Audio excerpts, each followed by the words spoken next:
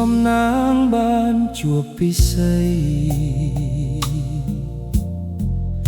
នៅលើទឹកដីបៃលិនត្បូងពេជ្រ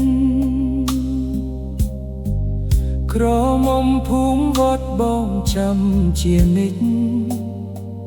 រៀមមិនកែកិច្ចបំភ្លេចថ្លៃ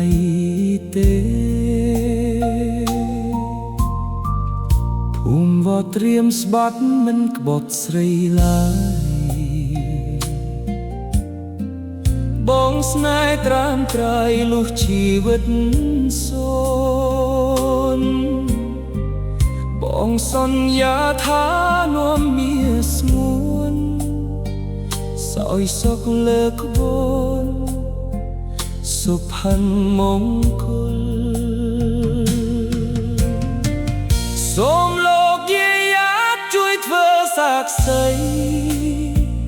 ថាខ្ញុំស្មោះស្រីគ្មានថ្ងៃព្រួលប្រែ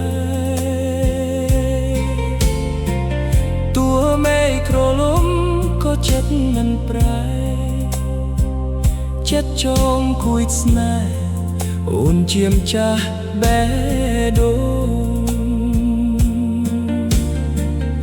យើងចាប់ដៃគ្នាក៏សាងគ្រួសារឲ្យល្អភ្លឺថ្លាត្រចាស់ត្រចង់នៅលើទឹកដីដ៏ស្រស់ផូរផង់ស្នេហ៍យើងគង់វង្សលើទឹកដីបៃលិន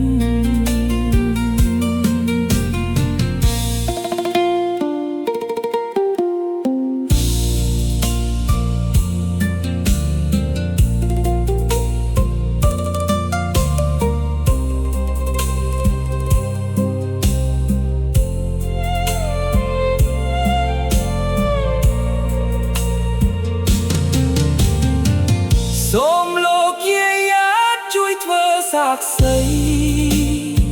ថាខ្ញុំស្មោះស្រីគ្មានថ្ងៃព្រួលប្រែតួមេក្រលំក៏ចិត្តមិនប្រែចិត្តចងគួយស្នេហ៍អូនជាម្ចាស់បេះដូង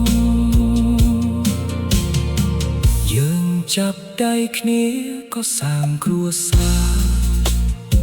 ឲ្យល្អភ្លឺថ្លាត្រចាស់ត្រចង់